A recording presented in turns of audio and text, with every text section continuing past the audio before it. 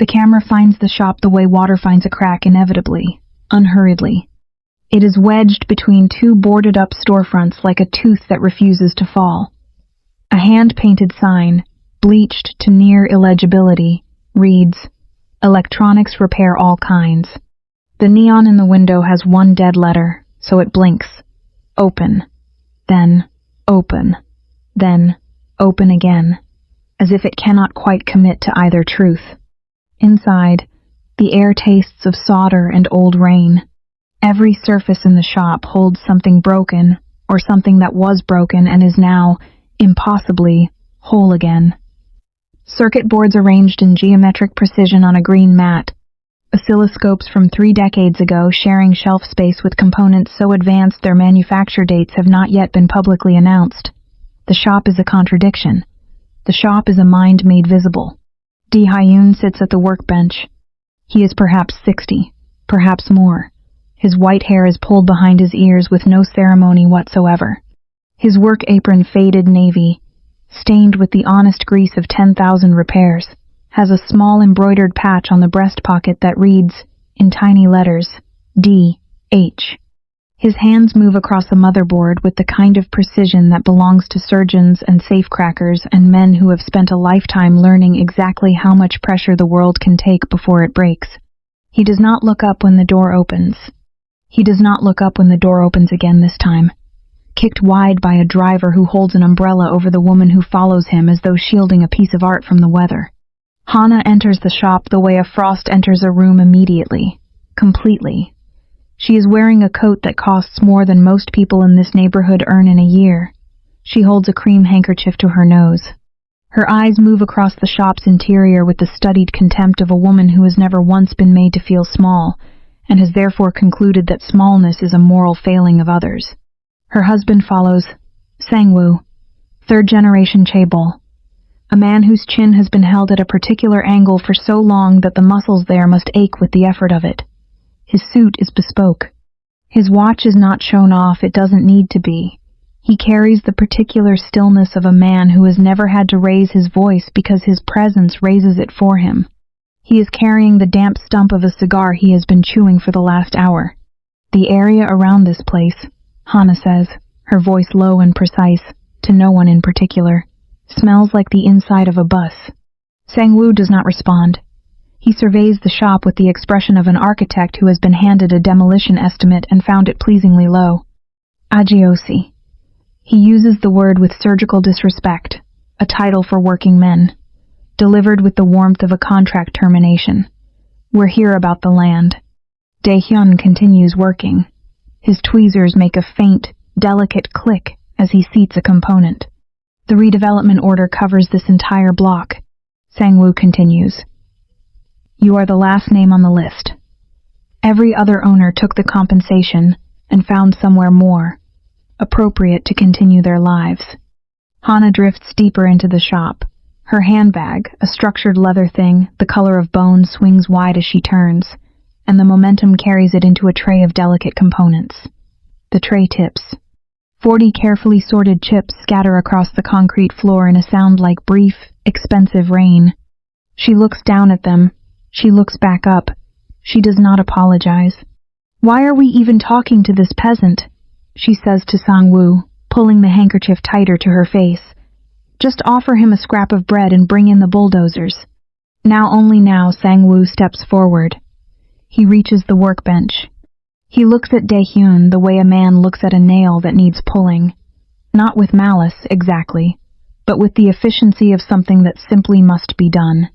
He takes the cigar from his mouth, wet end, gray ash, the smell of something rotting at great expense, and sets it down on the workbench, directly on top of the circuit board Dae-Hyun is working on. Consider that an upgrade, old man. He leans in, and his voice drops to the register of a man who believes that quiet threats are more civilized than loud ones. You have 24 hours to vanish, or my men will help you find a permanent home under the concrete. A long beat. Dae-Hyun reaches for his tweezers. He picks up the cigar. He carries it at arm's length, delicately, as one might carry an artifact of uncertain but real significance, and places it inside a small glass jar on the shelf above his workbench. He screws the lid shut. He sets it down. Then he returns to his work.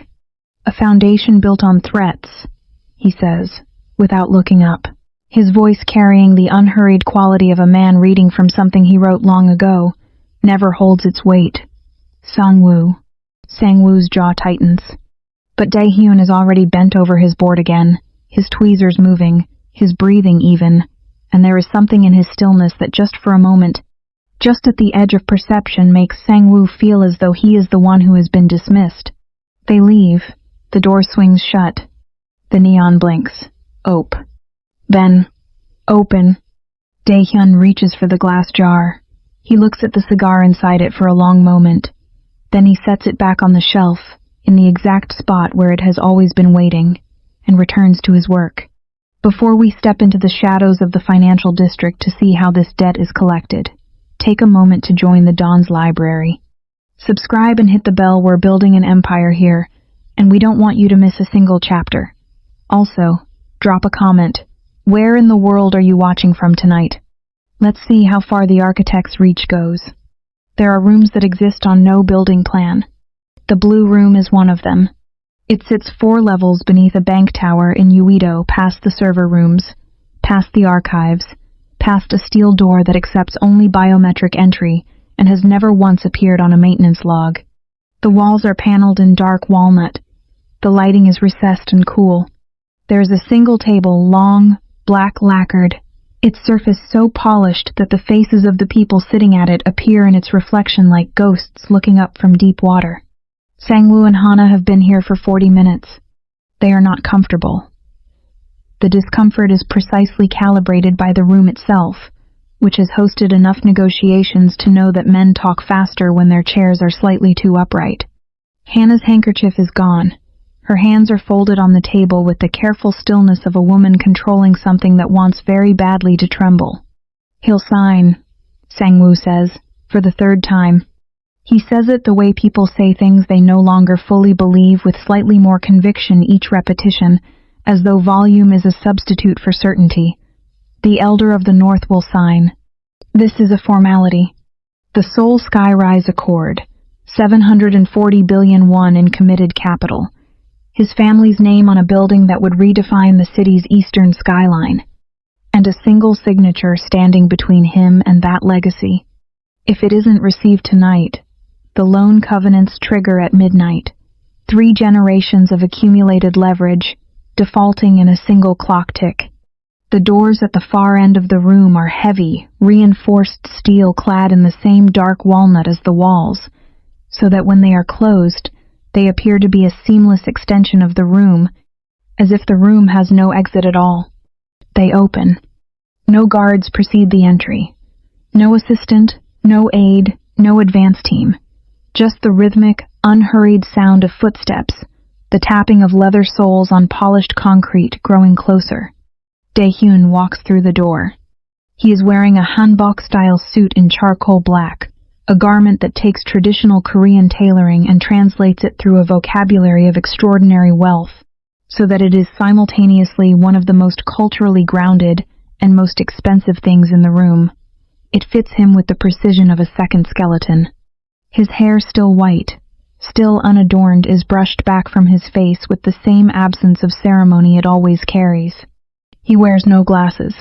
His eyes, thus revealed, are the quiet, penetrating brown of a man who has spent decades looking at things more closely than anyone else in the room. Behind him, 3 men, the chief executives of the 3 largest banks in the Republic of Korea, men who do not leave their offices past 8, men who do not bow to anyone outside the Blue House. They are walking at Dae-Hyun's pace, a half step behind, and each of them, all 3, in unison dips to a 90-degree bow as the doors swing shut. The room is entirely silent. Hana's hand finds Sang-woo's wrist under the table.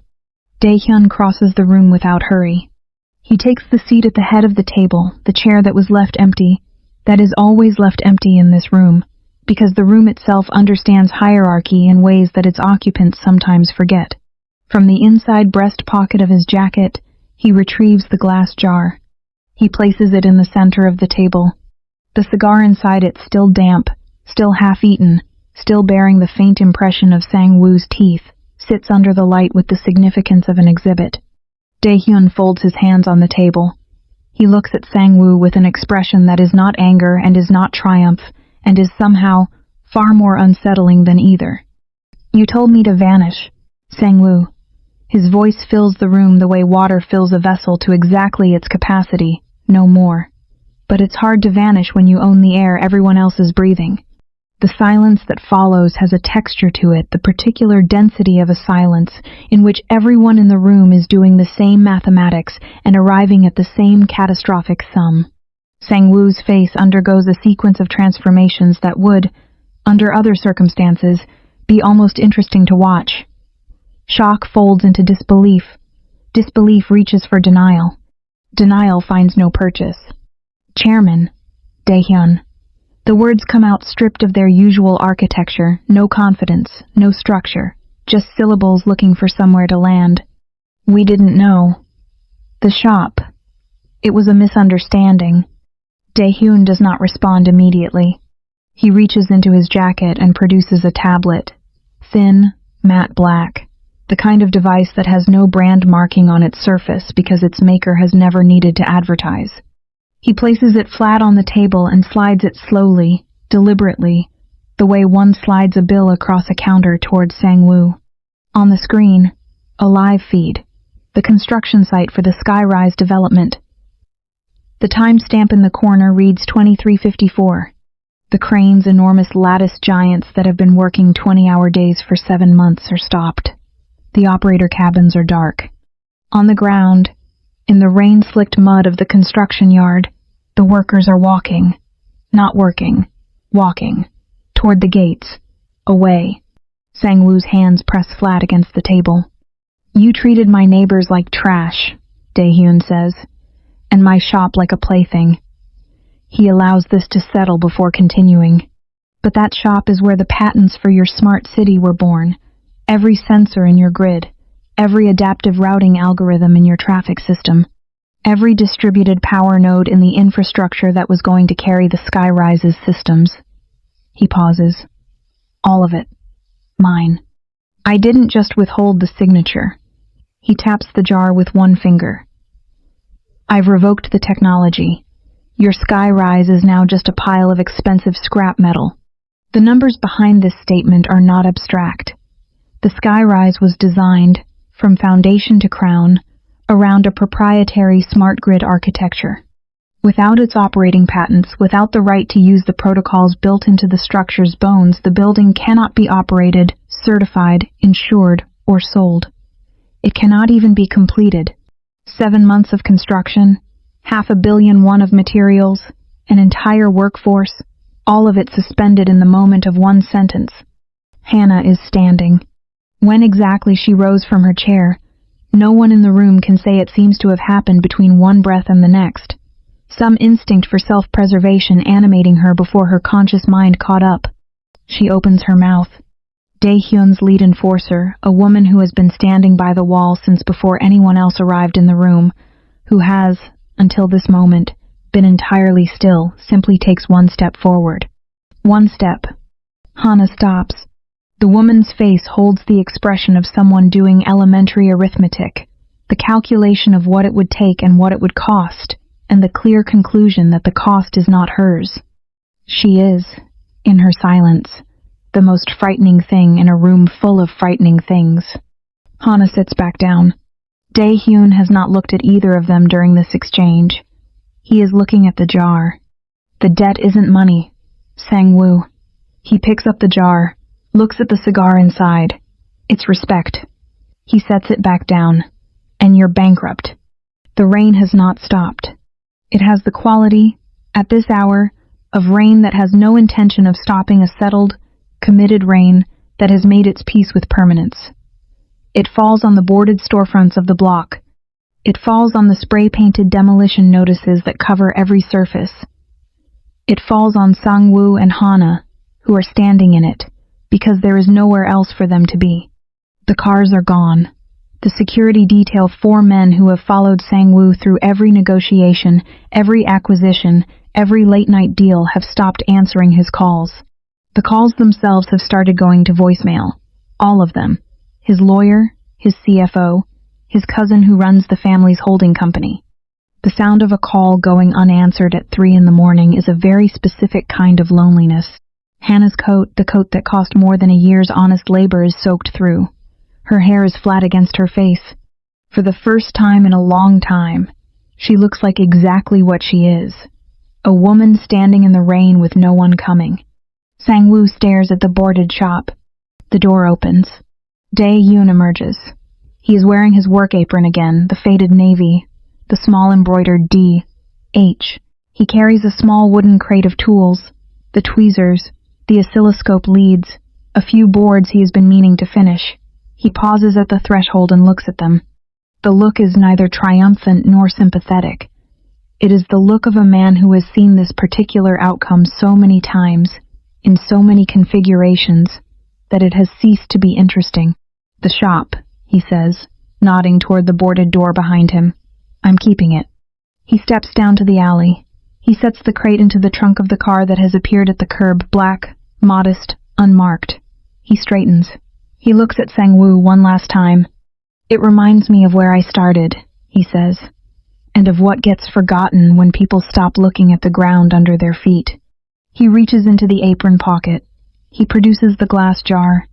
He holds it up once, briefly, for Sang-woo to see the cigar inside, the same damp, bitten-through testament to an evening's cruelty, and then he places it gently in the crate. A keepsake, an archive. As for you, he tilts his head, considering. I hear there's a shortage of laborers in the Gobi. You always wanted to see the foundation of things. The smallest pause. Now's your chance. He gets into the car. The door closes with the soft, definitive click of something expensive and well-made. As the car pulls out of the alley unhurried, lights cutting through the rain in clean twin arcs, the view opens onto the skyline. There, on the eastern horizon, the unfinished skyrise tower stands against the sky. Its upper floors are dark. Its middle floors are dark. As the car turns into the main road, something happens. The lights on the topmost floor flicker once, twice, and then go out. The next floor follows, then the next. A slow, deliberate cascade of darkness traveling downward, floor by floor, like a tide going out, until the entire structure stands blind and lightless in the rain. A building that cannot remember who built it. Sang-woo watches it happen. He watches all of it, because there is nothing else to do. He is standing in a puddle, in a neighborhood that is slated for demolition, on a block where the only shop that refused to vanish has just been locked for the last time by its owner, who drove away in a modest black car and did not look back once. The rain falls on the notice pinned to the boarded door. The ink has begun to run. The letters demolition order, by authority of, are bleeding into one another, into illegibility, into nothing. A city keeps building. It forgets the hands. It always forgets the hands. Until the hands stop. Power isn't the noise you make. It's the silence you leave behind when you walk out of the room. If you enjoyed this journey into the Iron Ledger, let us know by hitting that like button. It helps the algorithm find others who value respect over ego. The final question. Did Dae-Hyun go too far by taking the whole building? Or was this the only lesson Sang-woo would understand? Let's settle the debate in the comments below. I'm the librarian. Thank you for staying until the end. We'll see you in the next one.